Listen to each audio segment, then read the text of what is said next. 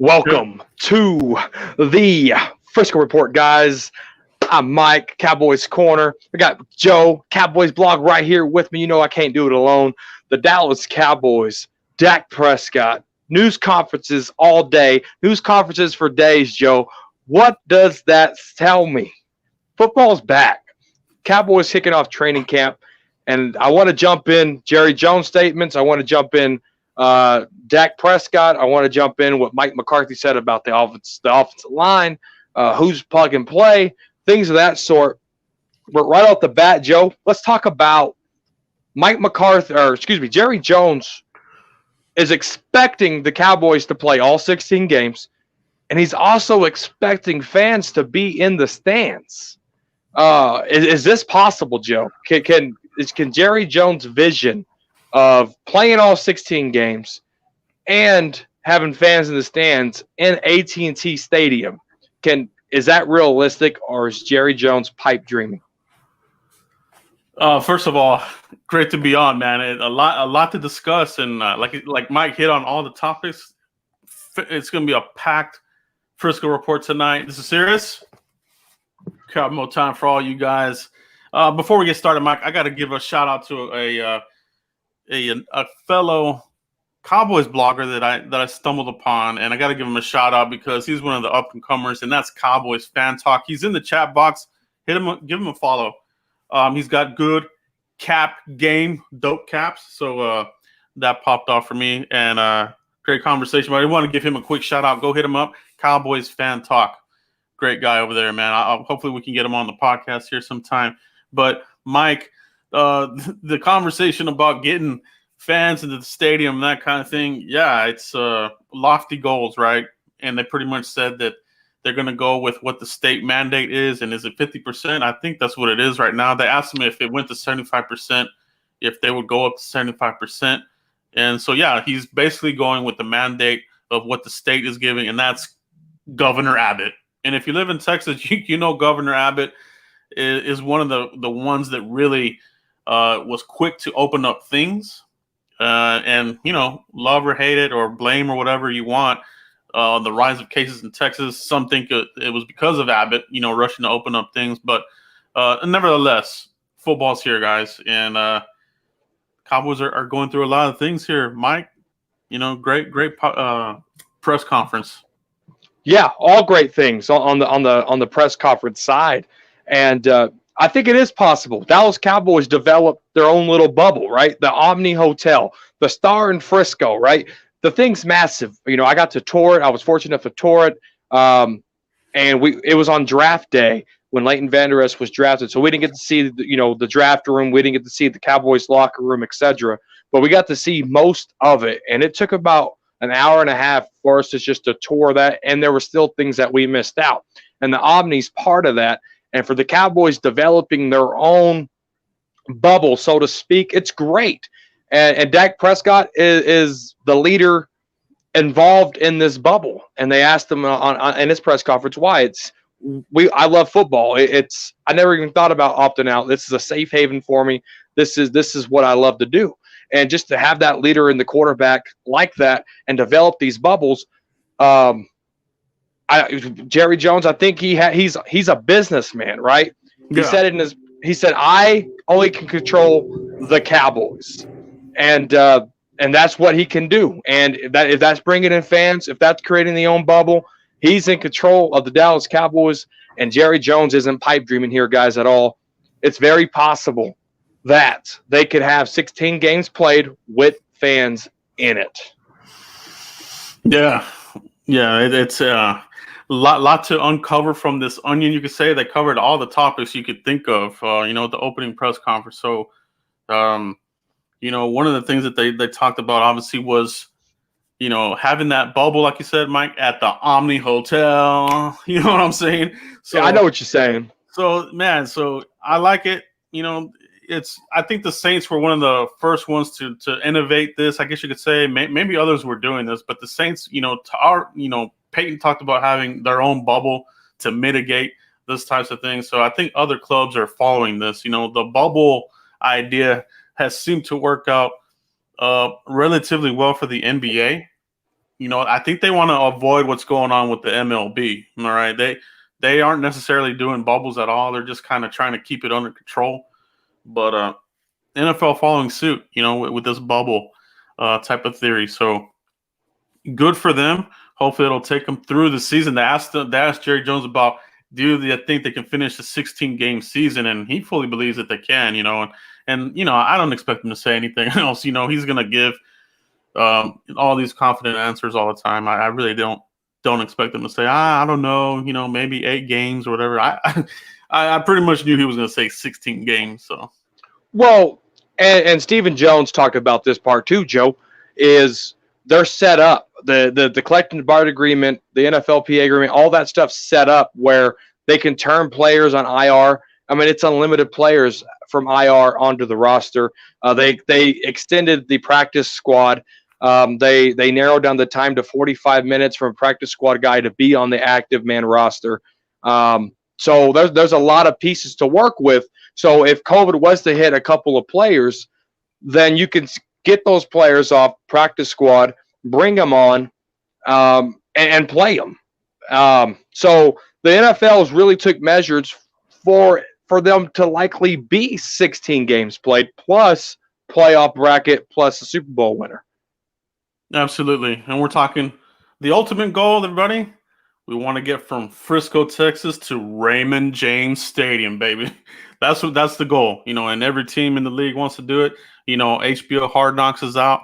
We're seeing what a lot of these teams are doing. You see what they're doing there with the Rams and the Chargers, what they're doing. I think a lot of these teams are doing as much as possible to mitigate this. If you get infected, you're on the COVID IR list immediately. Okay. Now, the interesting thing here, Mike, obviously the conversation, and I covered this. What happens if a coach gets this? And who will take over? Check that video out if you missed it. Backup coaches, right? You need them too. Now, back to the players, though. And this is a conversation that seems to keep, dragging on from the offseason to now. And that is, if a player gets COVID, a wide receiver possibly, do you make the call for number 88 or former 88, Dez Bryant? Does he come back into the picture possibly, Mike, as a possible option to fill in one of these spots? Or do you go to your practice squad players?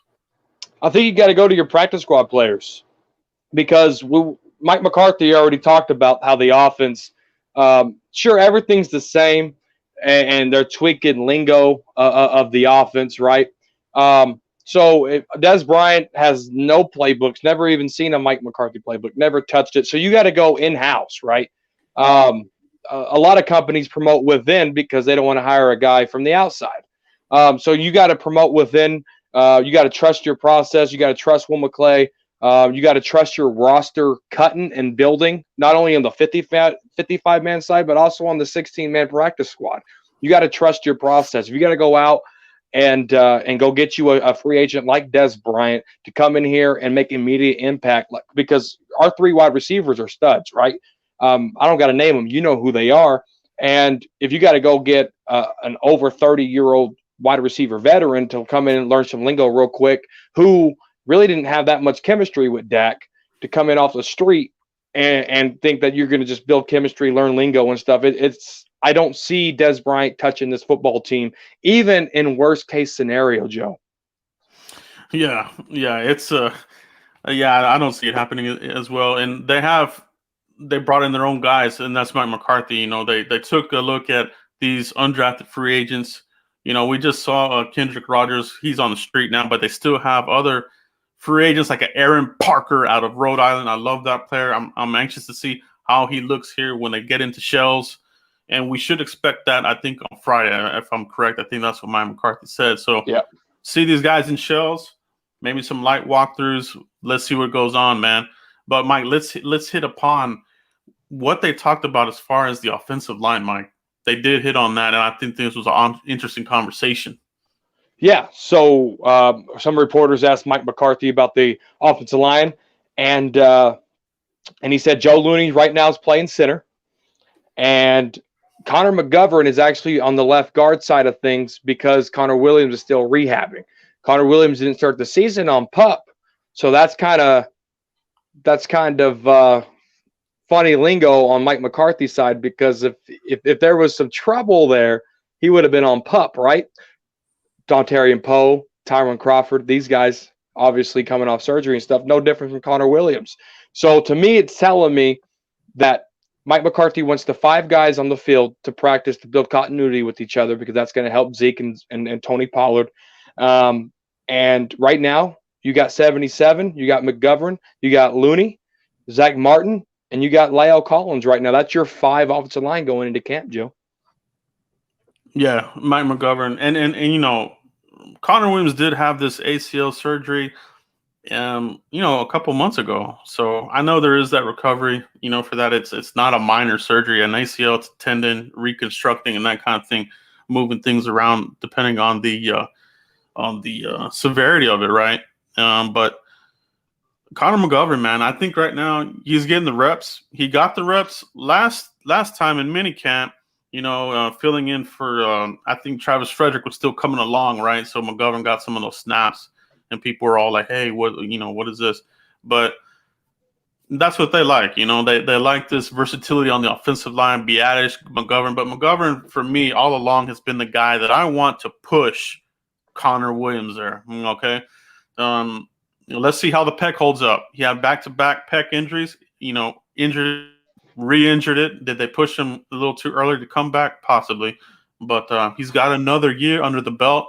You're going to think he's a lot stronger under this NFL, program now. So I'm excited about that, man. And like you mentioned, Tyler Biadasz at center.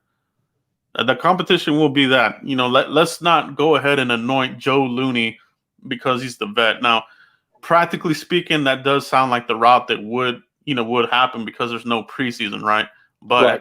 At the end of the day, McCarthy, I feel he's going to be this type of coach that if the best man wins. I don't think this will be like status quo under Jason Garrett where, we're going to give the starting nod to Tyrone Crawford, or we're going to give a starting nod to a Sean Lee or somebody, these players that are kind of on the back end of the career. Let some of these young players come up and show out and help elevate this team to a championship. Absolutely. And, you talk about Connor McGovern's pec and stuff. Absolutely, he was rushed back. And it seemed like under the previous regime that a lot of players got rushed back and they really couldn't, nurse their hamstrings and fix the deep tissue injuries because they were getting rushed back. And a lot of it's on the players, too. If they think they can play, they're going to play. A lot of players are stubborn. They just love the game, right?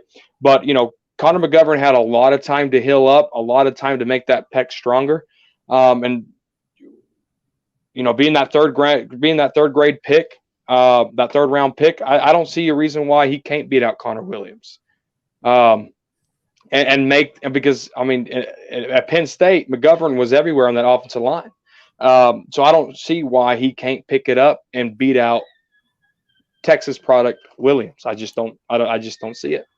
Yeah. Shout out to everybody in the chat box. We do appreciate everybody that's joined us live here. Appreciate you guys. We'll start taking questions here in a little bit. Now, the main topic here that I really want to talk about, and the most important piece that I took from today's press conferences, and I'm talking about the Dak Prescott conference. So let's transition to a little bit of this. And, you're talking about Dak Prescott having his own press conference. They haven't talked to him in a while. They asked him about his brother after asking him some of these other questions. You could see he kind of got emotional, watery-eyed. That's expected. But, man, you got to love what Dak Prescott's all about, the message, everything he's doing for social injustice and these types of deals. He's the face of the franchise. All right. Yeah. And they asked him if he looked leaned. He accepted the compliment. I think it was Jane Slater that asked him that. And he just said that, with age, things moved around. I don't know, muscle mass, things like that. So he does, man. He looks like he's in great shape. But I want to play a clip for you guys here of the most important piece, and it came towards the end of the Dak Prescott press conference. They asked him, what was the difference between Jason Garrett and Mike McCarthy? Take a listen to this. Biggest changes, like I just said, communication. I think from the offensive line to the receivers out wide, everybody knows why, and everybody knows their purpose, and everybody knows where they need to be, and the whole point of that within the play. And I think that just gives us all knowledge. I mean, we're somewhat of veteran guys, young guys who've played a lot of football earlier in their career, but I wouldn't say that we've been as smart as we've needed to be within the game of football. And I think that's what these coaches have come and added, and just got us all speaking the same language. And I think that's going to be huge. So, I mean, the whole press conference, and he hits us with this at the end. What is the difference? Communication, right, Mike? So you break that down, and the part that really stood out to me was Mike McCarthy communicating, explaining why our players are lined up a certain way and what the role is within the play, and being smart about it. So it almost makes you want to wonder what was happening under Garrett. Was he lining up players, and they didn't know where they were supposed to go, or things like that. So what's your thought on this biggest difference between Mike McCarthy and Jason Garrett? Well, if you look at Amari Cooper's post-game interviews, he talked about against the Eagles, Scott Linehan was calling certain routes, and that's like the fifth time they called that route in that game, and it never worked the whole time they called it during the game. So Amari Cooper made that adjustment with Dak Prescott to make those fundamental changes, and obviously he hit a fly route and scored because he knew that strong safety was going to bite on that in route that they've ran previous 4 times. So it wasn't that the offense, it was just throw wide receivers out there. They don't know what they're doing. I'll give Jason Garrett a little more credit than that. I think it was a safe, let's say it's hailing, right? And you need a tent to save your car. Well, the wide receiver routes was the tent to save the car. And it just never worked out that way. You looked at Cole Beasley's role and why he left to Buffalo. You look at Dwayne Harris' role and why he went to Buffalo. Like a lot of wide receivers they developed, but they never took that next leap until they went to a different team. And it was a very stale wide receiver route tree. And you touched on a great point, the why. Why is this important to me? Why should I run this route on this play? Why should I go underneath here? And that's what everybody's purpose here on earth is. They want to know the why of things. It's a mental thing. And it's huge to break that down and understand the importance of your role on each play, each snap, each route tree, because there's a why behind it. And Mike McCarthy's explaining to you why this is important. Yeah, that's exactly what it is. The lunatic in the house, as usual. Appreciate you. Shout out to him. Makes a great comment here. Garrett is, we did not execute well. McCarthy is, put players in position to win. Exactly. And I think this is what Dak Prescott's talking about. He's McCarthy's going to explain the play, why you're here, what your purpose is for this play. CeeDee Lamb, we're going to line you up here, but we're gonna have you block for Zeke right here. All right, man. Got you, coach. Let's do it. Let's rock and roll. Let's open up some lanes for Zeke. Let's pound the rock on that play. So I don't think there's a guessing game. Audibles, I think. So, man, I'm excited about this, and that is just really, really what stood out to me. And when I heard Dak Prescott say that, it was exciting, but it was also a little bit of an indictment, kind of like a low key type of shade, I guess. And I know Dak's not that type of player, but right. You could kind of get the feeling like, man, if we could only play smarter, if we could only have done better, we probably would have won at least 3 more games. And then you're in the playoffs, you're in the tournament. So yeah, I totally agree with you there, the lunatic. I think that's exactly what Dak Prescott was explaining there. Anything else in that press conference that stood out to you? Whether it was Cowboys with McCarthy and Jones or the Dak Prescott press conference? No, yeah.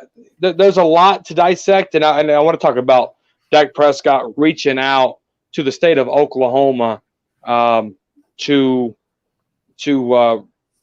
get this innocent. That Dak Prescott thinks he's very innocent, seen a lot of errors in his trial and stuff. And to tie this into what Jerry Jones was saying about the first time going around, he had players ride with cops who wanted to kneel and take a day in their shoes.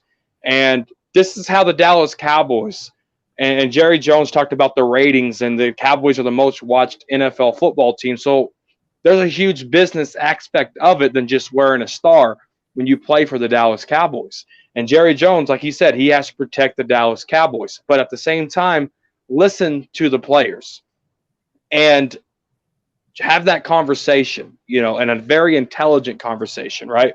And the first time Jerry Jones said players go ride with cops, go walk in a cop's shoes every day, blah, blah, blah, blah. That's why players didn't kneel. And that was kind of in-house up until this point. And the second time around, now we're seeing players put forth that effort. Dak Prescott talked about not defunding the police. Dak Prescott talked about, giving, Black Americans a second chance in this world because they might have been convicted wrong. And that's how you handle it. Yeah, you can protest, you can kneel. And don't get me wrong, guys. I'm all for protests. That's your American right. But if you're going to be about it, right? Dak Prescott donated $1 million to the police. He just wrote a letter to the governor. That's talking about it and being about it. That's being about it. If you're going to kneel and you don't do anything for the communities, then you're just kneeling. It's a lost cause at that point. And that's what I love about the Dallas Cowboys here, Joe. Not only are they talking about it, they're addressing it. They're putting their money where their mouth is, because the Lord knows they got a lot of it. And they're trying to do the best for the community. And that's how you do it, in my opinion.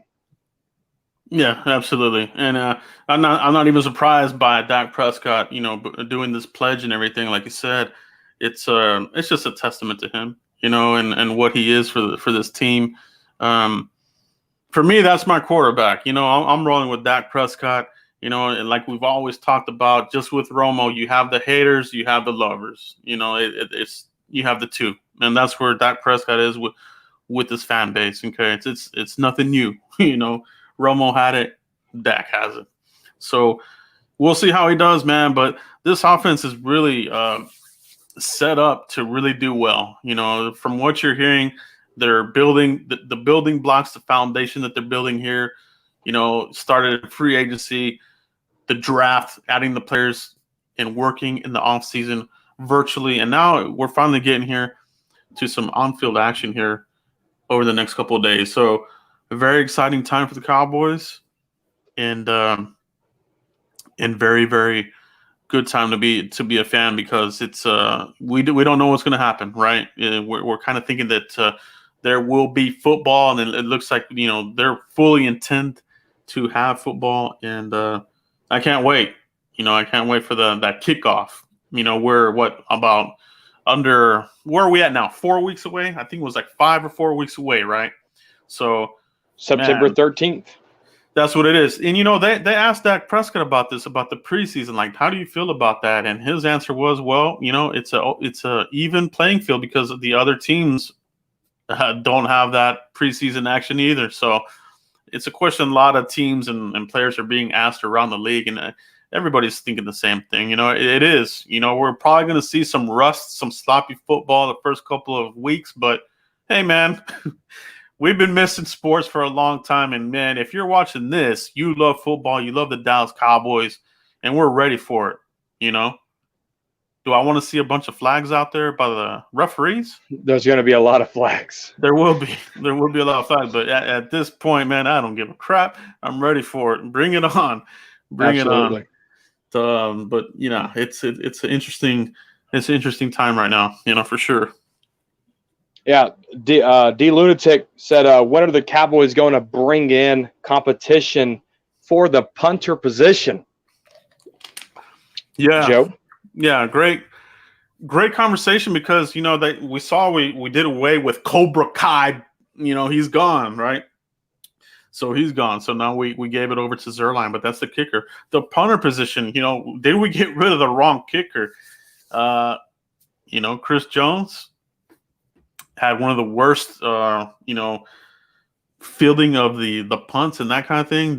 One of the lowest averages, on kicks. So he's really gone downhill really quick. So I'm really kind of surprised that they haven't brought in a kicker, to compete. Maybe it's something we'll crack here, but they are kind of barely getting by with the 80 man limit that they're under. So you can kind of see where they want to go with all that, man. Absolutely. Yeah. So Chris Jones, right? Last year he averaged 41.6 yards a kick. He had 18 of them in the 20-yard line, and that was out of 50 punts. He netted 2,079 yards with the longest punt of 58 yards. Yeah. So 50 punts, 18 in the 20. To really kick off his career, he had 77 punts in 2013 and 30 in the 20. So numbers have dipped a little bit. He actually punted a lot less, nursing growing injuries, things of that sort. Garrett being under the hot seat for not going for it on fourth downs and stuff. So you kind of see Jason Garrett last year go for it on fourth down more than he normally did because of that. We all know the games that we're talking about here. But for the most part, I think if he can get that growing injury fixed, he could probably do. What was his best? 66 with almost half in there at 34 yards in the 20-yard line. That's really good number. That's almost half of your kicks inside the 20, which is good opposition for the Cowboys defense. But I wouldn't say competition yet because Bone Fossil, I'm sure, has been evaluating him before that growing injury and stuff like that, and probably sees some uniqueness in him that he could probably still bring out of him. Because Greg Zuerlein, he wasn't the best field goal kicker the last couple of years either, and Bone Fossil still believes in him. So let's hold off on it just yet, and let's Bones work his magic, who I still think is the most underrated head coach hire that the Dallas Cowboys did. Yeah, for sure. I think maybe that's what they're doing. They're hoping that this can be resolved by coaching. So we'll see. If it's not, if things aren't going well, they'll have to bring somebody in. But then you do have to make that roster change. You do have to make a cut to bring in a competitor. So right now it's all hands on deck. I want to evaluate this roster as good as possible, and then maybe at the end of this thing, when there's other cuts, maybe then they make a change at punter. But for right now, all hands on deck. Let's take a look at all these young defensive linemen. Let's take a look at some of these backup wide receivers, undrafted, and second and third year players like Cedric Wilson. And then you Devin Smith, Aaron Parker, these guys. I want to see who's going to be, that fourth, fifth receiver. Okay, that's important. We do have the three studs, but after that, let's get that right. Let's get that right. Let's get the depth behind DeMarcus Lawrence and the depth behind Aldon Smith. Let's get that right. So definitely. When do the pads come on, Mike? Like we said, they're going to go in shells here first. So full pads practice, I think you're still a little bit out on that. I think maybe another week or two possibly. I know that they're limited on that as well with the I guess the revamp CBA due to the COVID. They got 14 full padded practices that they can use all the way up until September 13th. Yeah, so that's not bad there. So I respect probably after shells you'll probably start seeing those come upon. So that'll be good. We'll start taking some questions here. One way Reggie, can Looney start? Mike, what's your thoughts? I think we kind of hit on this, but let's follow up on it now. Absolutely, he that's my answer. He can start. What do you think, Joe? Yeah, he can start, and like we just said, I think it's part of the lack of preseason where that might give him the little bit of the edge. But once these pads come on and they start to evaluate Tyler Biadasz, could see a change there. Maybe they split some snaps there. So very good. Go one up from that comment, Cowboys fan talk. He said, "I want to know how you guys feel about Mike Nolan and the new defense of look." Absolutely. Cowboys fan talk, the guy that I just shouted out early in the show. Make sure you guys follow him. He's got great content, no BS. And what I like about his description in his YouTube is he doesn't report breaking news. Every community has that YouTuber that is the newsbreaker, like a Mark Holmes or a Law Nation. These guys, but Cowboys fan talk. I like that in the description. Give him a follow. But let's get back to this question. I want to know how you guys feel about Mike Nolan and the new look defense. So, yeah, man, we kind of talked about this a couple of podcasts back. A lot of his success was a little bit earlier in his career, right?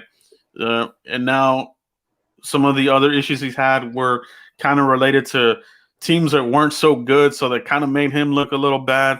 But he does have the reputation of being one of these coaches that has a lot of experience and that can assemble a good staff, and that's what I like about Mike Nolan.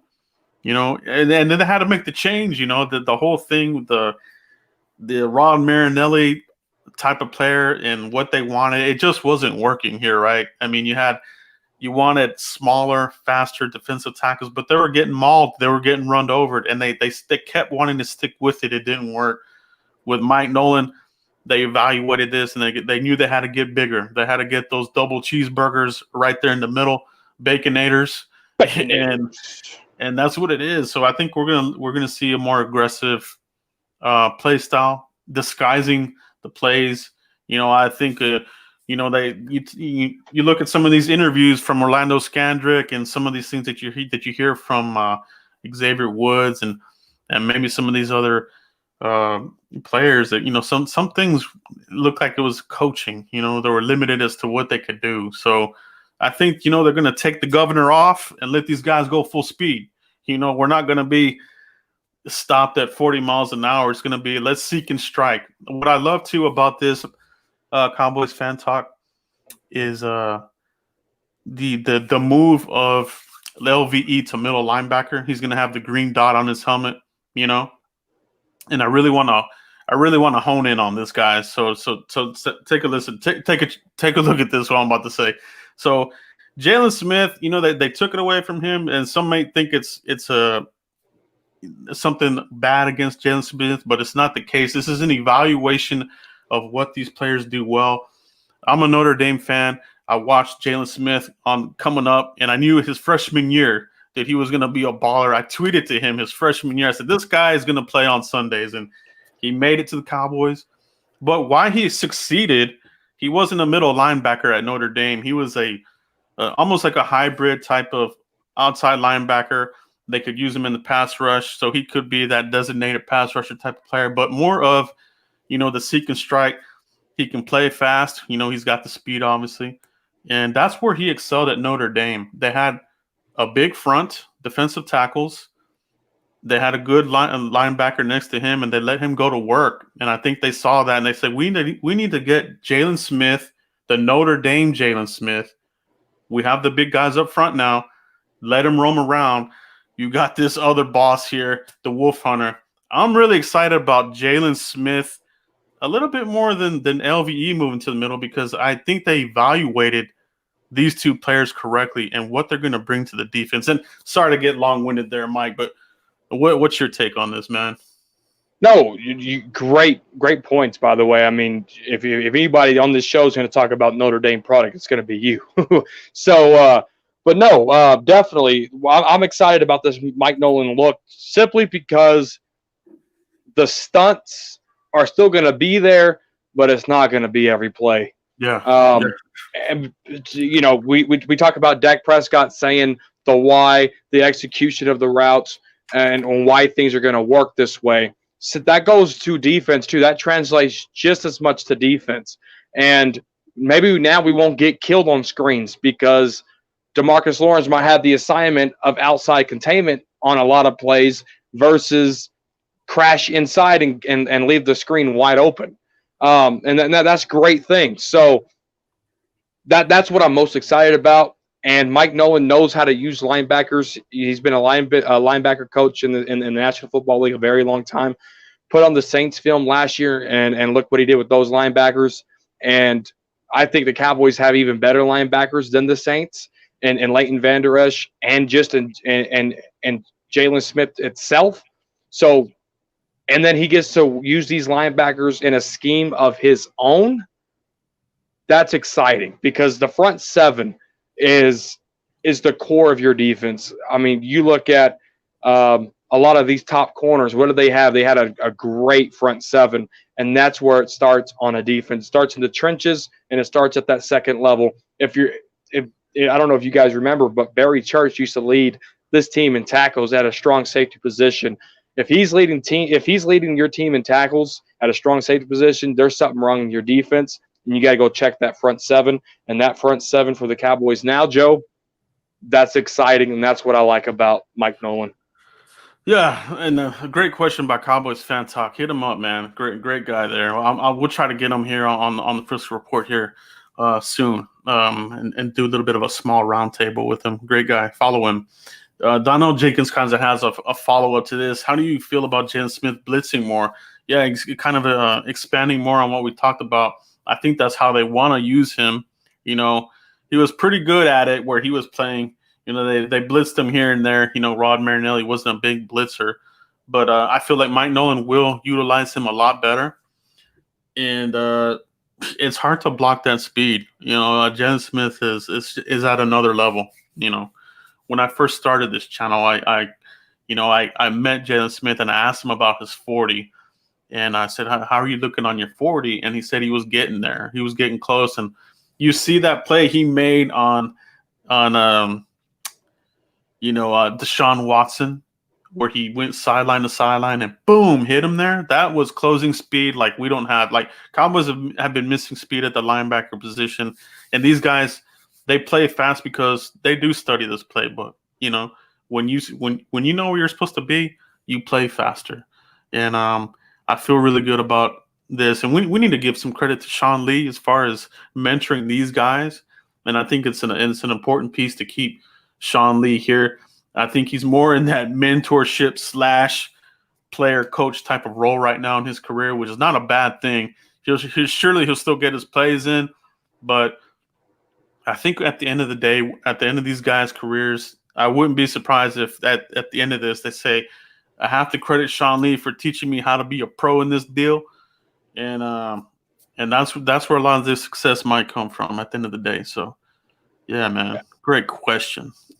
Absolutely. When Jalen Smith got drafted, and it was kind of a shock. You can see my reaction on my channel and stuff. It was shocking. And then after the draft, I kind of did the scouting report on it. And I said to myself, I said, Jalen Smith, if used properly, could be our Von Miller, because Von Miller at that time was tearing it up with the Broncos, right? And I could still see that. And I think that vision's still there. And blitzing more, bring it on. Because, you look at Von Miller, you look at Jalen, there's a lot of traits, to me, that are very similar, where Jalen can really pop off and probably be the defensive player in the National Football League if they use him correctly. Yeah. Something that we didn't really hit on, but it is kind of some news that hit between our two podcasts from last week to this week was Randy Gregory, right? So the whole deal about him now, talking to, his representative and having issues, right? So looks like he's kind of caught in limbo. Zayi comes out with this. Do you think Randy Gregory will play this year, Mike? I think so. And you know how the commissioner is, you know how the NFL is towards Dallas Cowboy players. And it just takes time. He's already burned bridges once with the NFL commissioner.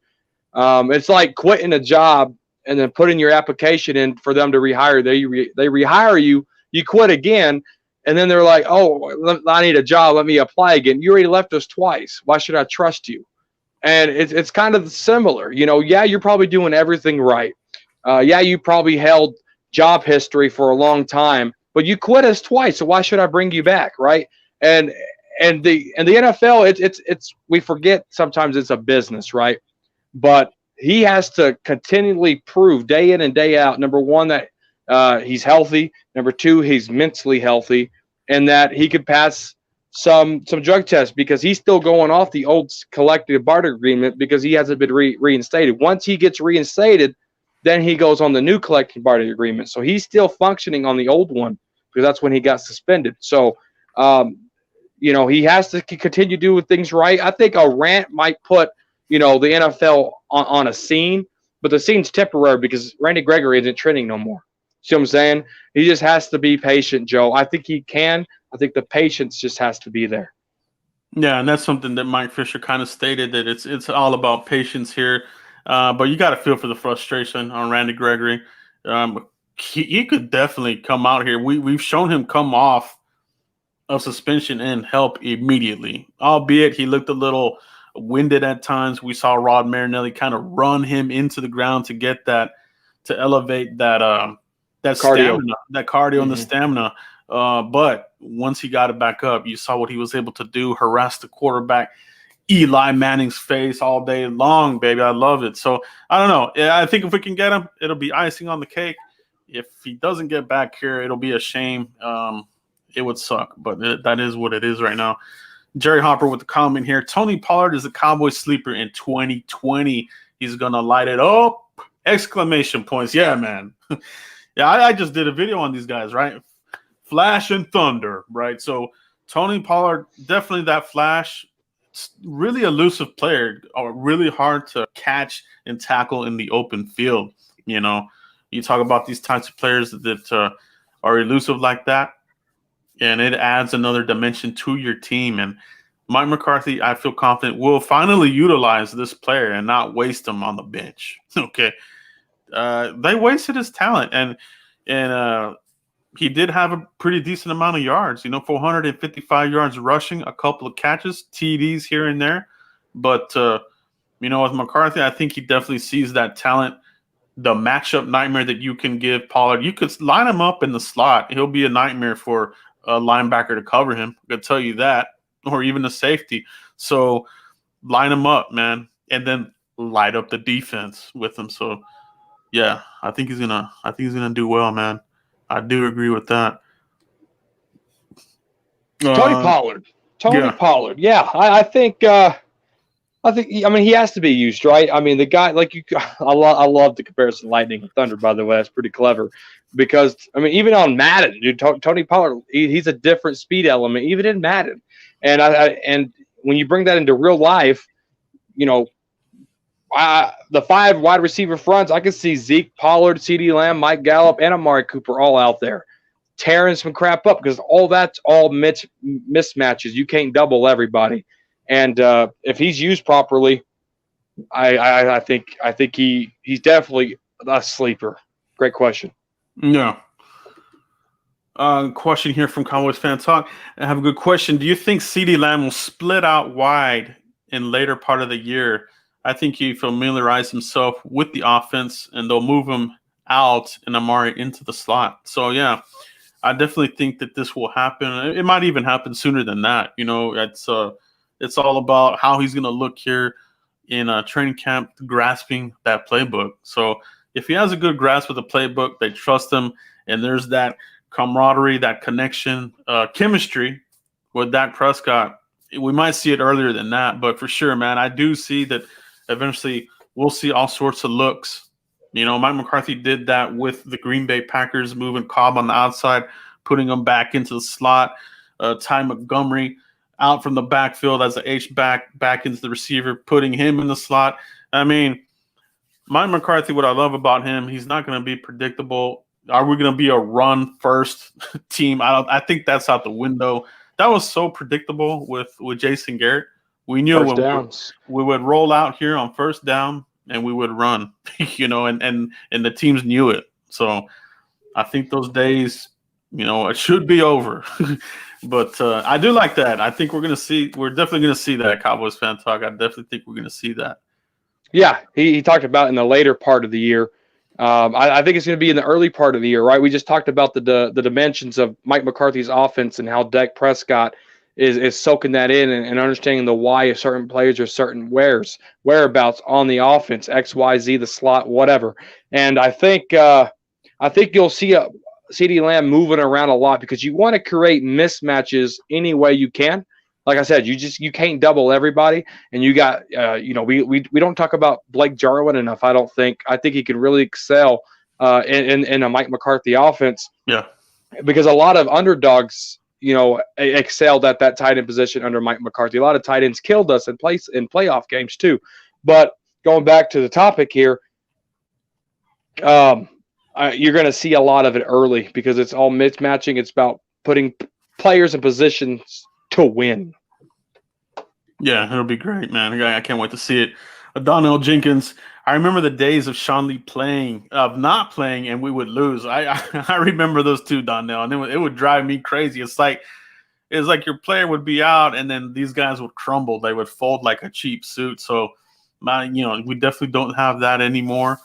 They have a really good redundancy at the linebacker position, but we did see when LVE was out, we saw Jalen Smith kind of, I wouldn't say play not good, but everything was really pressure on him to perform. And, he was just trying to make a little bit too many plays in some of these games. He got criticized for some of that. But I think for the most part, these linebacker core is going to be something to watch. It could be the underrated squad of this group. We're seeing kind of a refresh in the secondary. But when you're looking at the linebackers, there really wasn't a change. They really didn't make any moves. They didn't really add anything to it. We're bringing back Luke Gifford, who I think is up and coming. LV, Jalen Smith, Joe Thomas is back. Justin March is there. So, they didn't really, spicing it up. They do have Francis Bernard as an undrafted free agent. He's really going to have to make it in probably special teams to scratch in here to claw onto the roster. But, yeah, man. I remember those days, John Donnell. We talked about this like 3 or 4, maybe about 4 shows back. And, we can laugh about it now, but we were so miserable as fans when it happened because we know when Sean Lee gimped and held his leg, we're going to lose the game. Yeah. And I think the turning page to that was week 2 against the Denver Broncos when they just embarrassed us. And then that storm delay happened. Sean Lee got injured. And I think that was a turning point where Will McClay was like, okay, we got to stop fooling around with the linebacker position and get some talent in here. Yeah. Great questions in the chat box, guys. We're trying to get through these as much as we can. I love the conversation. I love the convo going on in the chat box. Shout out to you guys. Thanks for showing out and showing up. We got one here from Cowboys fan 1973. Mike, I'll let you take this one here. Crawford or Smith at right defensive end? This is my training camp battle right here. And when you talk about a guy that hasn't played in 4 years, and you talked about a guy that's coming off injury, right? So competition is going to be fair. There's going to be rust. They're probably going to get a good amount of snaps, a fair amount of snaps, I should say. And I'm going to give the leverage to Aldon Smith because there's a thing called muscle memory. And Aldon Smith, since he's been in the football league playing football, he's been dominant. And I'm going with muscle memory. I'm going with pure talent. I'm going with Aldon Smith. Yeah. Aldon Smith, I think he's a lot better off the edge. He has his coach here with Tom Sula, and it'll be like they never left. All right. It's a marriage made in heaven. I mean, you can't ask for anything better than that. He really excelled under Tom Sula. That's really where his career took off. And we're talking double-digit sacks. And this is what I've been pounding the table on for this defense to become elite, because we got to be better than good. This defense has to be better than good. It has to. And to do that, you got to have 2 double-digit sack artists. All right. Cowboys defenses of the day that went to the championship games and Super Bowls, they've had double-digit sack guys on both ends. You can't just have one. You got to have 2. All right. Consistently. Yeah. So if you get that out of Aldon Smith and DeMarcus Lawrence, his defense is going to really feast in all areas, because then you're going to get errant throws, you're going to get hurried passes, you're going to get deflected, passes and all kinds of things. It's going to turn the tide for the Cowboys defense and put your offense in striking distance for the end zone. I can't wait, man. I really hope all this comes to fruition. Yeah. Great question here by the Lunatic. I love this one. Let's talk about this. Why should we move Cheeto to safety when he gives us best chance to win at cornerback, especially since he probably won't be here next year? Yeah. Great question. It's a great question. And, Mike McCarthy talked about the flexibility piece of it. But you got to keep him. You got to keep him at cornerback position. I talked about this, past shows that we glorified Chris Richard so much, but we missed, the detail of turning heads and stuff. All that goes on coaching. And Cheeto was a ball hawk at Colorado State. And I think with the right coaching, and Al Harris and Maurice, I can't think of his last name, but and Maurice from A&M, I think with the right coaching, I think Cheeto can really excel. And it might not be his last year. Maybe he can get like an Anthony Brown-esque type contract. Yeah. You have to. I think of the three that are potentially leaving in the secondary apocalypse in 2021: Jordan Lewis, Xavier Woods, and Cheeto Awuzie. I would think that at least one of these guys you have to bring back. I just don't see them letting all three of them walk. Now, maybe that's not the case. Maybe they do a complete rebuild. They have drafted players that kind of make you think that that's what they're kind of doing with Reggie Robinson, Donovan Wilson, up-and-coming player, and Trayvon Diggs, right? So it is quite possible that they let all three of these guys go.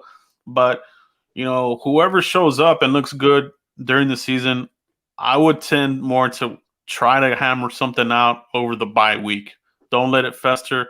It may cost you more money.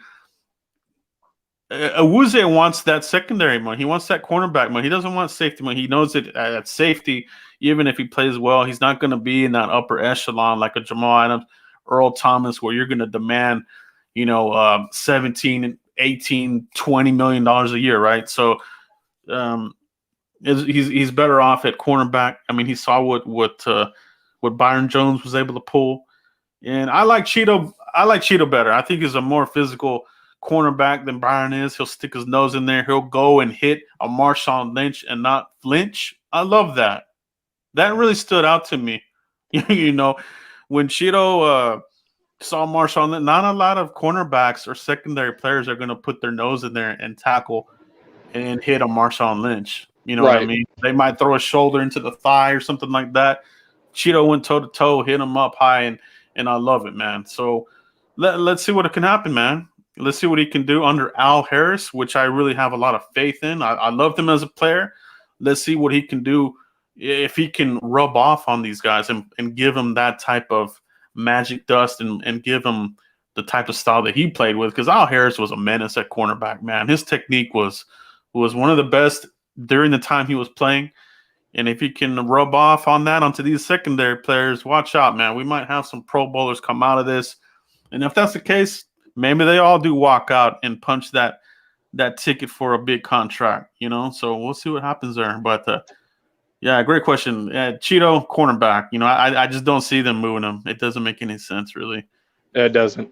Now, like I said, I think if you are looking at somebody that could move into that type of transition, I'm looking more at Worley. I think he's a little bit bigger and looks a little bit more like a safety type of hybrid type of player. So maybe Worley, but not Cheeto, in my humble opinion. You know what I'm saying? Yeah. Let's see what else we got here in the chat box, guys. We'll take a few more here before we cut out. Shout out to the Lunatic. Thank you for the donation. Appreciate that, brother. What else we got in the chat box? Anything here standing out to you, Mike? You wanna answer? Yeah, Cowboy fan talk with another one. Okay, last question. What's your early schedule prediction? I'm going 11-5, but if we get rolling early, maybe 12-4. So he's adding an extra game there with the early success rate. Yeah. We'll see. I definitely don't think that the Cowboys will lose. I mean, who are the? I don't see us going 8-8, 9-7, even 10-6, right? I'm like, who would the 6 teams be that we lose to?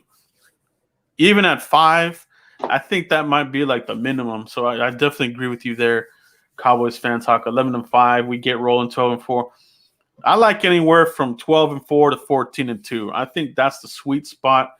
And it is okay to be confident in this team under Mike McCarthy. I know some fans are still kind of lukewarm on the idea, thinking that it's going to be the same old, but it's okay to believe in this. It's quite all right to think that we're going to do better. So, yeah, man, 12-4, that's a great record. 12 wins in this NFL in this day and age. you're in the playoffs, you're in the tournament. 12-4, you're in the thick of it. So I think the Cowboys will be in the thick of it. So I think it will be, like I said, anywhere from 12-4 to 4-2. And I think you get a litmus test with the Ravens. You get a litmus test there with the 49ers. And then you kind of roll the dice with the NFC East, because I think with NFC East, everybody plays you hard. You really can't put a win in the place for a lot of these. But yeah, man, great question. Yeah, it's hard to. I think our early prediction was 16-0. I think yours was 15-1 or 16-0. Yeah. Hey, the Miami Dolphins, man, we got to go for that record, right? That's right. But I'm looking at the schedule again. Cowboys blog brought up a great point and about the Ravens and the 49ers. And this was before Alden Smith signing and stuff when we made this early schedule prediction.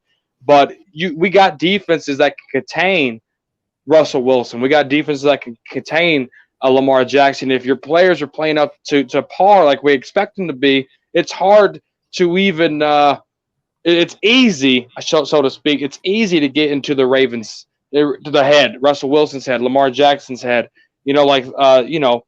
And I it's going to be tough, to say who we lose to, because I really trust this system, and the players are saying all the right things. They're buying into it. They looked a little more refreshed, and what they're learning here under a new coach, they look very refreshed, breath of fresh air. And I can't pinpoint who I'm losing to. So, Joe, I'm sticking with my prediction of 16-0. Yeah, lofty, and you're basically talking the Dolphins, because we want to get to the Super Bowl. Nobody else has done it. But yeah, man, great question. What I love about playing Russell Wilson is this guy is such a boss, bro. Like Russell Wilson, to me, he's one of my favorite players that's not a Cowboy. You know what I mean? I think as an NFL fan, as a fan of the Cowboys, you can appreciate other teams' talent, right? And for me, Russell Wilson is one of my favorite players outside of the Cowboys. I love the way he plays. He's smart. He's great with the ball. He doesn't turn it over much. His poise. He does, and that's what I'm saying. I don't think you can get in his head. I think he's been through it all. He's seen it all. He's playing in some of the biggest games in his early career. I mean, he's played some of the best defenses and all coaches in this league early on. So I love that matchup. If the Cowboys, get to that level, I think that we'll be looking good, man. We'll be looking really good. So I think that's a good earmark. Cowboys fan talk, 12-4. I'll take it, man. If that's where we're at, I'll take that all day long. The lunatic. I love the lunatic because he always comes with the great questions. Very a very good question. No more did not execute. Yeah, that was Jason Garrett's whole deal. And that was his default answers. We didn't execute. And I think getting away from that is going to be a great thing. Everything we'll do is about winning. This how it went. Ready? How we doing, guys? Coach, why do you think you lost the game? We didn't execute on all three phases of the ball game: offense, defense, and in the kicking game. We got to go back to the drawing board, reevaluate ourselves, and do the exact same thing next week, so I can answer the exact same questions next week. Yeah. That's how the conferences went, man. That's what it was. That's what it was. So, man, it's a whole other deal. We'll see what happens there, but that's a great question. Let's see what else we got in here. How we doing, guys? Yeah, I would love 14-2, but yeah, 12-4, man. Yeah. Cowboys fan talk. Great conversation in the chat box, everybody. Make sure you give them a follow. I think we can go 5-1 in the division. Yeah, it's a division. The division will be tough, but who do we beat? I feel good about beating Peterson. I really do feel that program is on the downturn. Only because the NFC East was so bad last year, and the Eagles could barely pull it out the hat. I feel like they kind of are losing interest in that program. I really wouldn't be surprised if the Eagles are the basement team of this division this year. Washington football, these guys, who knows? Ron Rivera does put pretty competitive teams out there, but my biggest question mark is at quarterback. I think Dwayne Haskins probably should have stayed real another quick, year. Joe. Real quick, breaking news: Cowboys are officially signing defensive end Everson Griffen to the Dallas Cowboys. This is Wow. official. There we go. Let's talk about this, guys. Breaking news: Everson Griffin is a Cowboy. Who are we cutting? Have they said who we're cutting? Let's take a look. No. This is still developing. This is still developing. It happened 3 minutes ago by NFL insider Ian Rappaport. Cowboys are signing former defensive end Everson Griffin to be a Dallas Cowboy, guys. So right here on the Frisco Report, you're getting live reaction, live updates about our Dallas Cowboys. There we go. That's it. Everson Griffin to the Cowboys. Okay, so let's talk about this, guys. Man, we're gonna go a little bit long tonight, but we don't care because this is what everybody wants to talk about. Was it gonna be Clowney? Was it gonna be Everson Griffin? Was it gonna be Snacks Harrison? There are some free agents out there that kind of look like targets that would really help the Cowboys. Okay, Everson Griffin, perfect match. You're gonna get him for a majority of the season. With Jadeveon Clowney, for me, you just weren't so sure how many games he would play at full speed. It was like that at Houston. It was like that at Seattle. And he was asking too much. Everson Griffin, George Edwards, our senior defensive assistant, is familiar with the player. This is not a surprise. It makes a lot of sense. I'm sure George Edwards put in a word here. Let's get this guy in here. I mean, now look at this pass rush squad. Let me break down this pass rush squad, okay? You got Tank Lawrence, Everson Griffin, Gerald McCoy, Alden Smith, Tyrone Crawford, and potentially Randy Gregory if he gets reinstated. You want to talk about bye-bye Tristan Hill. Maybe they trade him for something. The Cowboys, we just talked about Mike Nolan and how excited we are about him from Cowboys Fan Talk. This is why. Because under Jason Garrett, Gerald McCoy, Dontarian Poe, Everson Griffin now, maybe even an Alden Smith would not be part of the Dallas Cowboys today. Yeah. Is he a better signing than Clowney? He is. To me, he's a better signing than Clowney. Now, he may not play the run as well as Clowney. I think Clowney is right. I think Clowney is number 2. He's right up there. DeMarcus Lawrence is one of the best, if not the best, at playing the run, plus going after the quarterback. Okay.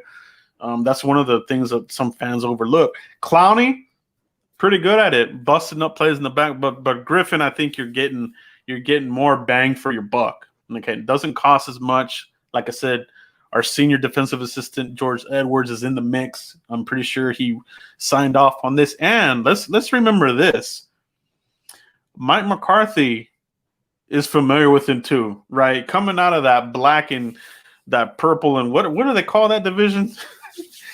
The blue and purple or the bruiser division. I don't know what the heck they call it. But anyway, McCarthy's familiar with the player because he was getting after Aaron Rodgers, right? So he's familiar with them. So, man, I love this. I love this, man.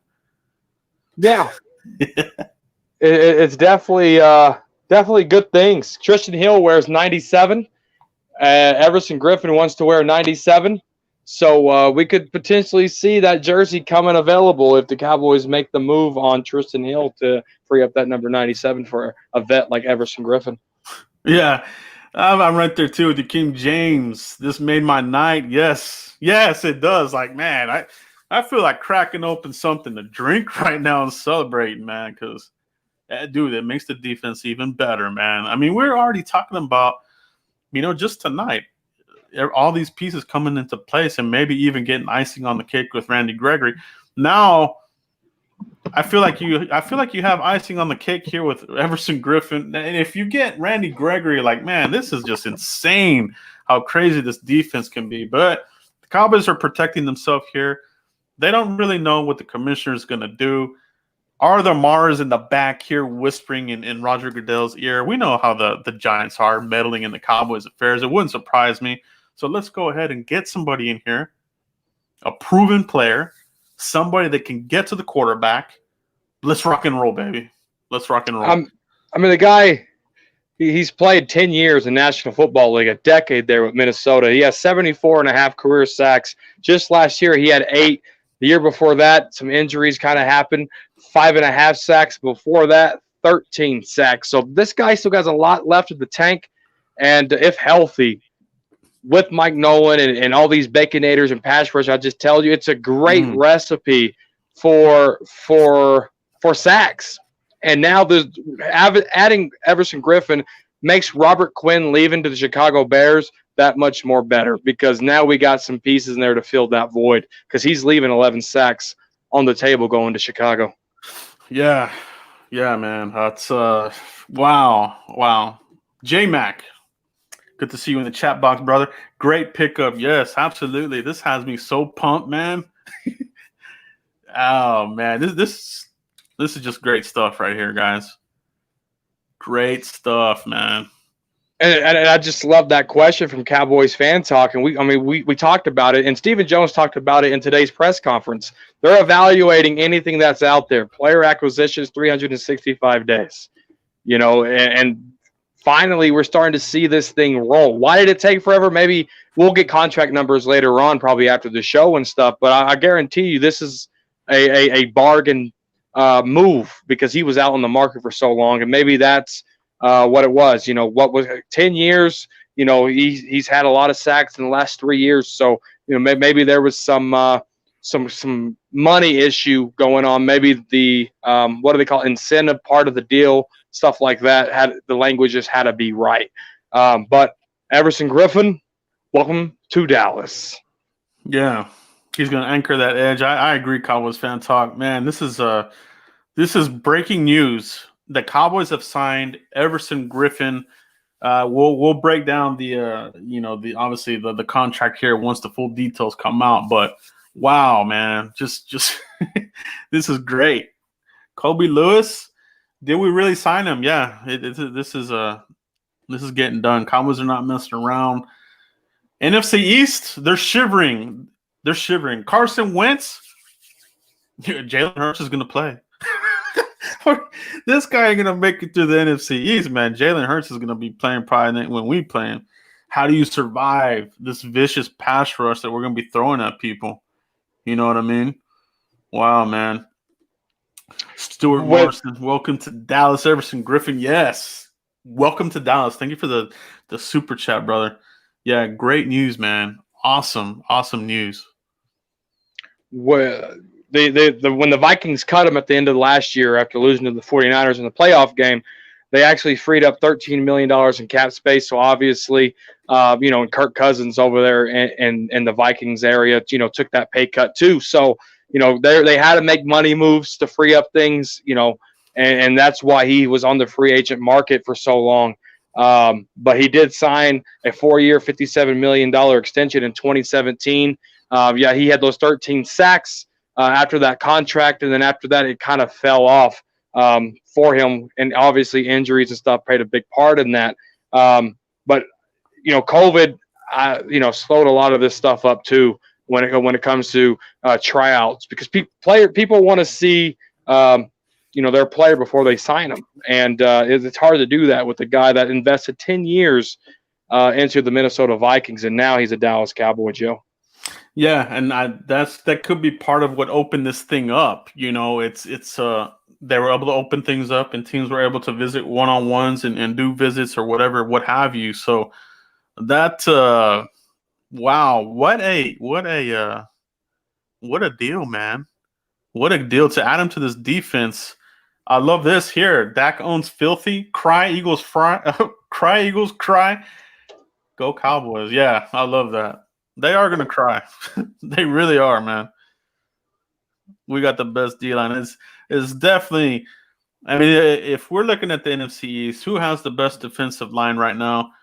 You got to say Cowboys are kind of getting sneaky in there and kind of building some things here, revamp that middle of the defense. Novell Gallimore, I'm excited about him, man.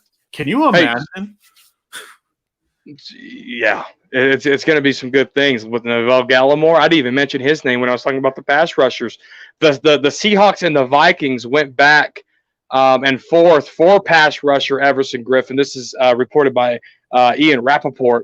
While the Cowboys quietly went to work and out of nowhere they added a key to the defense. So the Seahawks and the Vikings are like, hey, talking to their agent, and the Cowboys like, no, let me slide in here and pick him up real quick. So, he picked the Cowboys over his former team. So maybe some money played a part in this. But the Seahawks and the Vikings were trying to pursue him, and Cowboys snuck in there through the back door, Joe, and got him. Yeah, that's. I mean, whatever it takes, man. This is all strategic. At the end of the day, teams are doing this. It's all about who's making moves. You got to monitor that enemy wire. While these guys are screwing around here with Jadeveon Clowney and this and that, flirting with him, we're over here making the deal of deals. You know what I mean? Appreciate that. Appreciate that donation. Reigns 007. What a night tonight is. It's Everson Griffin. Yeah, man. I mean, he just brings that another level of experience. Getting after the quarterback, playing the run, and that rotation. This might be one of the better rotations that we're going to have here in a very, very, very long time. I'm talking going back to DeMarcus Ware and Anthony Spencer. But even behind those guys, who did you really have? So this defensive end rotation could be even better than before that, right? So this is shaping up to be something very good. Yeah. And let's not forget about Alden Smith for sure, J-Mac. So if you can get even half of what Alden Smith was at his peak, you're still getting a good amount of sacks, right? You're getting near exactly. So that's scary. This defense could be very, very scary. What do you guys think? Let us know in the comments. Let us know in the chat box. Thumbs up if you love this signing of Everson Griffin. Let's see those thumbs up in the chat box. Hit the like on this video, guys. If you're excited about this news, hit the like button. Let's get those likes going, everybody. This is one heck of a Wednesday night hump day. You can't get a better hump day than this, right? Yeah. And it's so funny how timing just works, right? Obviously, we kick off our shows on Tuesday, but some scheduling things happen with me on my end, so we reschedule it for Wednesday. And what other better way, right? We had the Dak press conference, we had the Dallas Cowboy training camp opening press conference, and then in the middle of the show, right when our show is about to end, Joe, breaking news: Everson Griffin is now a Dallas Cowboys. Timing is everything in life, guys. Go with your gut on this one. Yeah, exactly, Mike. Well said. Yeah, man. If you can get Gregory in here, that'll be great. I see those thumbs up. Keep them coming, guys. Yes, sir. Hey, let me love it. Try to predict the contract, Joe. I've seen that question in there. Try to predict the contract. Like, what do you think it is? Is it heavy incentives? Is it a 1-year deal? Because a lot of players like to come to the Cowboys because the spotlight's so big, get those those 1-year deals and then go somewhere else. Robert Quinn, did that recently. So predict the deal for me. What do you think it is? Yeah, it's going to be incentive based. I think you're probably looking at something similar to what they gave Alden Smith, but actually probably a little bit more. But there's going to be those incentives, those earmarks. If you get a certain amount of sacks here, if you play a certain amount of games, you're going to get this. So there's going to be a base salary, and then there's going to be what this could expand to based on sack production, time played, and that kind of thing. So it may even be more than a 1-year deal to lower that number even more. So don't be surprised if this is more than a 1 year. It could be a 2-year. And that'll lower the number as well. My thing is, I'm kind of wondering who's getting the boot here. It's probably another one of these low-end free agent guys, probably low-end undrafted player. But the surprise cut from this is my deal. Oh, a surprise cut? Yeah, is Tyrone Crawford safe here? What do you guys think? I think he is, but you never know here, So let's keep an eye on that. But Well, is he safe? I mean, his cap hit is $8 million, right? He's coming off this hip surgery. We don't know. Obviously, he's been working out and posting pictures to Instagram and stuff. But how is he going to look? How is that hip going to feel after shells when they're fully padded up? I wouldn't say he's safe just yet. No, yeah, the lunatics guessing Jalen jokes. That's a great guess, actually. Practice squad player. Let's see what he does here. Do they want to see what he looks like? Yeah, that could be it. Could it be one of these other guys? Could it be it'll be interesting to see what changes made. Tristan Hill, Greg White says probably Tristan Hill. That's funny, yeah. I said that too to begin with. Yeah, that would be crazy, dude. I would hate to. Honestly, I would hate to lose Tristan Hill because you just spend a high pick on him. I would hate to just cut the cord this quick, but lose your first pick of the draft. Yeah, he just didn't do much last year. But let's see what the coaches can get out of him. I still want to give Tristan Hill another look here, because if he can pop off next to Neville Gallimore, that might be your defensive tackles for the next 4 or 5 years, young guys. So let's see what happens there. But yeah, we see a couple more here on Tristan, maybe Crawford. Joe Jackson's another possibility. Yeah, go ahead, Mike. What were you gonna say? Yeah, so here's some notable Cowboys transitions during this entire offseason, starting in January, right? They hired Mike McCarthy. They re-signed Amari Cooper. They signed Everson Griffin, Gerald McCoy, Dontarian Poe, HaHa Clinton Dix, Alden Smith, Greg Zuerlein, Andy Dalton. Okay? If the first transition didn't happen, how many of these players do you think would have been added under the last regime? None of these guys. We'd probably be sitting here just really relying on the draft class. But I think with this, I think you're seeing more of the influence of McCarthy. You got to have a good balance of veteran leadership, players that can play at a high level, plus your rookie class, right? And he mentioned that this is one of the most impressive rookie classes he's had in his 14 seasons. But you still got to have that core player. You still got to have that leadership and players that have proven that they can get to the quarterback and that have had success in this league. And Everson Griffin is that. He checks all the boxes. Can play the run, can pass rush the quarterback, relatively healthy. But and McCarthy has seen the player up front. He's seen him get after the quarterback, what he can do, how he can menace the quarterback, and that's what we need. We've been a little too finesse in attacking the quarterback. Random blitzes here, trying to manufacture a pass rush with failed stunts. But now you have players that you want them to win their one-on-ones. Where you don't have to do so many stunts to manufacture a pass rush. We want these players to go one-on-one, pull some double teams, open up somebody else. That's what the Cowboys defenses of the championship years had. If you double somebody, you're opening the door to 2 or 3 other guys. Tony Tolbert, Charles Haley, Jimmy Jones, Russell Maryland. Just that mix of defenders. Somebody was going to eat. Somebody was going to feast on the quarterback. Cowboys are kind of building that right now. It's this is great news, guys.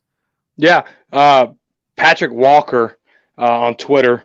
He's reporting that after the draft, the Dallas Cowboys had strong interest in Everson Griffin, and now they've reached an agreement. So Cowboys had interest in him, and they got him. I love this Buddy Johnson comment. Carson Wentz will pee down his leg. Woo! Yes, sir. I love it, man. I love the comments, guy. I love our subscribers, everybody that follows the Frisco Report. We do appreciate you guys, man. This is great news, man. The comments are great. Appreciate everybody that has joined us in this chat box tonight. But I think we'll cut it there, everybody. We had a great discussion with you guys. Appreciate everybody that joined us here. And the discussion, man, we can't do it without you guys. You guys are great in the comments. You keep the conversation going with Mike and myself. But man, Everson Griffin, the Dallas Cowboy, what a way to end the podcast. Yeah. We gave y'all an extra 21 minutes because of this breaking news, and rightfully so. Thank you guys for watching, commenting, and subscribing right here to not only Cowboys blog but to the Frisco Report, Spotify, iTunes, Podbean, thefriscoreport.com. Thank you, all you guys, for that. Absolutely. Let everybody know where they can find you at, Mike, if they haven't already. Yeah, right here at _Cowboys Corner on Twitter, guys. Give me a mention, give me a follow. Right here, Cowboys Corner on YouTube. Look for the double C, Cowboys Corner. Look for that little picture there, the logo, and hit subscribe, leave a comment, and let's have that conversation, Joe. Absolutely. Hit my boy up. Continue to follow the Frisco Report, guys. We can't do this without you guys. We really can't. And yeah, man. Thank all of you, man. This is so much fun coming on here, doing the Frisco Report with you guys. This has become one of my favorite nights of the week, coming on here with Mike and doing this with you guys, talking about Cowboys football. And it's only going to get more fun. When the season gets here, our discussions are going to be crazy. It's going to be a lot of fun, win or lose. More winning, obviously, but it's going to be a lot of fun.